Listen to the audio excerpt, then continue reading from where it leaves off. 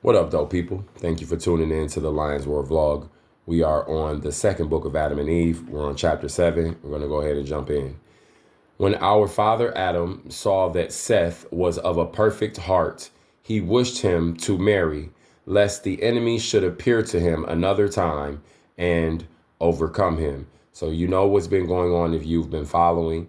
Adam just looked at Seth and said, okay, you know what? I don't want him to be of a mind where he does not understand, his role and what he's supposed to be doing as a man. I don't want him to be tricked. I know how his mind can be tricked. If anybody knows, it's definitely Adam. So he's like, okay, we're going to go ahead and set you up here, so that you don't have to deal with the wiles and the tricks of the enemy. Okay. So Adam said to his son Seth, I wish, O my son, that thou wed Aklia, that she may bear thee children who shall replenish the earth according to God's promise to us. Because remember, be fruitful or spiritual, right? Be fruitful and multiply. Okay. It's oftentimes taught that like the fruitful there is spiritual, and I believe it is. It can be that, and I believe it also means it's saying that when you multiply, you are being fruitful. Okay, you are. What does fruit do? Fruit grows. It provides benefit. You take the seed, you plant it, it regrows again. It keeps coming back, right? Like it's of great benefit for you. So be fruitful and multiply. Okay. Be not afraid, O my son. There is no disgrace in it. I wish thee to marry from fear lest the enemy overcome thee. Um, you know, I've said in this vlog up to this point, especially in the last few chapters and things, when we're dealing with like intimacy and we're starting to see that like the even the word wedding as it relates to back then related to intimacy and how the two come together. That's how the two come together. It's not going to be the marriage license that does it. That's just for the government that you live in that wants to have the record. Personally, I believe if you didn't have that option where you are, if you came together with a woman or a woman with a man and you stayed loyal, then the spirit, like if you believe in God or you believe in the Most High, like Elohim, Yahweh, right? Then the spirit identifies you're one, you're a couple.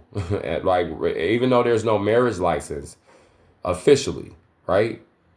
You're a couple, and that's how God sees it. So let's just say like even if it was done like behind closed doors, and then like all of and you stay loyal, and no one never really knows that it happened, you're still married. That's still your husband and wife according to the spirit, because it's the joining of the two spirits and the souls, and then via the physical body, which is the intimacy, the wedding, the coming together. You understand? All right. And one more thing, in what we've been talking about, why I came to make the comment in the first place, they feel this disgrace feeling. We've seen it with Adam. Now we're seeing it here as he relates to Seth. So he's telling Seth, don't be afraid. There's no disgrace in it, because obviously he knows that something about it. I don't understand fully why they were feeling how they were feeling about intimacy. Like it just, perhaps because, and I've said this in the other video, at a different video before. Excuse me. I'm sorry. In a different video before, but perhaps because of the transgression, like the fall, or like perhaps because of their learning of like certain decisions that they were making were bad, and they maybe didn't like take the time to really stop and just take heed to not make the decision. I think when it came to the intimacy thing, they're like, I think when it came to anything, they were very cautious and didn't know if it was good for them or not. And I don't think all the way back then, like as far as lust goes, I don't even know if it could be a thing like that, so much to where like when they're talking about the disgrace of the intimacy, which is the coming together of the body physically, it's there's some reason why they felt some type of way about that, right? And that's very interesting to me. So this is what Adam is saying to him here. Unless you should be taken over by the tricks of the enemy. In other words, or less deeper, the Spirit just hit me with this.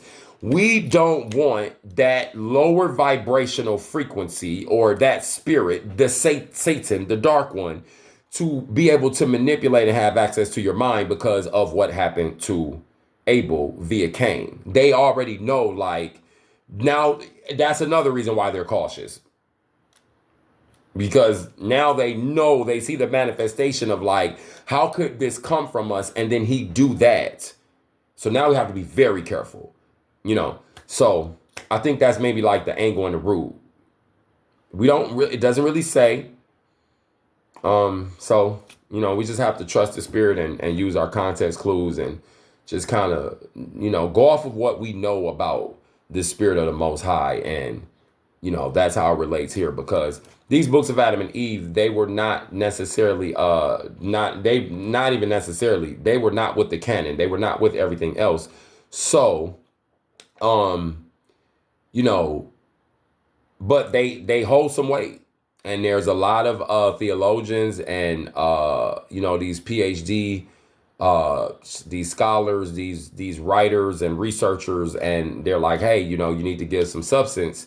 You need to give a second look to the books of Adam and Eve because of where they found them, because of the consistencies and just different things like that. Like, you know, we need to look at that. But anyway, let's keep moving. It's not that many more verses. This video ain't gonna be that long. So I could leave that long of a commentary because I know I'm not about to be talking too much longer. Seth, however, did not wish to marry, but in obedience, see what I'm saying? For whatever reason. But in obedience to his father and mother, he said not a word. So he was obedient. So Adam married him to Aklia, and he was 15 years old. But when he was 20 years of age, he begat a son, whom he called Enos, or Enos, E-N-O-S, and that's not Enoch, okay? He then begat other children than him. Then Enos grew up, married, and begat Canaan. That's not Canaan. It's like Kenan. Here in this particular what I'm reading is spelled Cain. But in some passages when you read that name, because like that name pops up in Genesis too, when you read it, it's like Kenan, like Kenan, but it's Canaan, like, you know, something like that. So Kenan also grew up, married, and begat Mahalalel,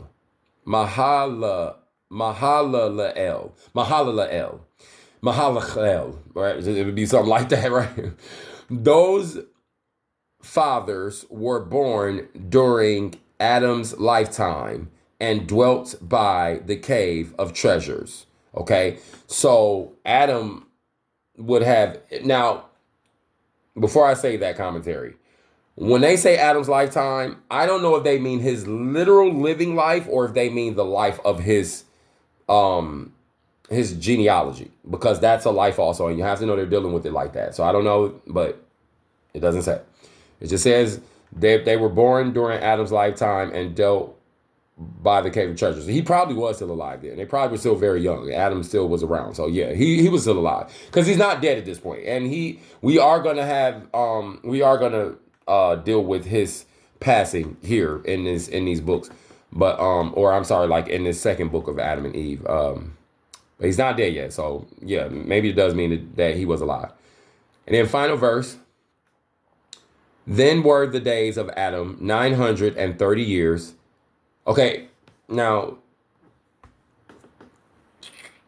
I don't know if that means Adam's literal, like years. I don't know if they were counting years the same back then. 930 in that text could have been very different here.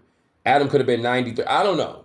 You know, it says, even science says that the ancient humans were living longer. Definitely the ancient humans, there was periods where we're living 100, 150, 160, 200 years, like they know it.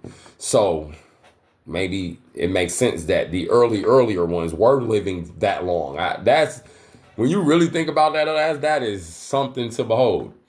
Or it's genealogy, and it's just talking about the fact that like once his genes ran from the planet, and then there's new genes now because everything starts to, there's mutations. They move to different parts of their region, and different people start looking different. Maybe these people are in the desert and they're in the sun all the time. They're a little bit more red, bronze, burnt, and not burnt in the I don't mean that negatively or trying to be funny. I mean like dark, like, they're sun kissed, they're cooked. There's going to be different mutations and variations of the genome and different things like that. And so like the genealogy is going to change. So I always find it very interesting when they say like, oh, his days were 930 years. Man, was that him, or was that just the span of his generations until they couldn't have Adam's DNA per se? Like it's there, but it's there faint now because it's so ancient, right? So then were the days of Adam 930 years, and those of Mahalalel 100.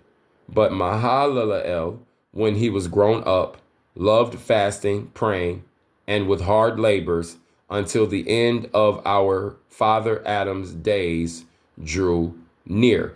Now you see how that's the final verse. You see how right here it says, until the end of our father Adam's days drew near, right? That means that maybe he was living, or he was, it could be like a length thing, because I'm looking at this like the days of Adam were 930 years. But Mahalalel is young. This is what I'm trying to say. Mahalalel is grown up. He loved fasting, praying with hard labors until the end of our father Adam's days drew near. But that Mahalalel, if his years were only 100, Adam's were 900, how was he doing these things at the end of Adam's days? But it also says up here the days of Adam were 930 years. How is he Mahalalel only 100 years? And that's what I'm saying.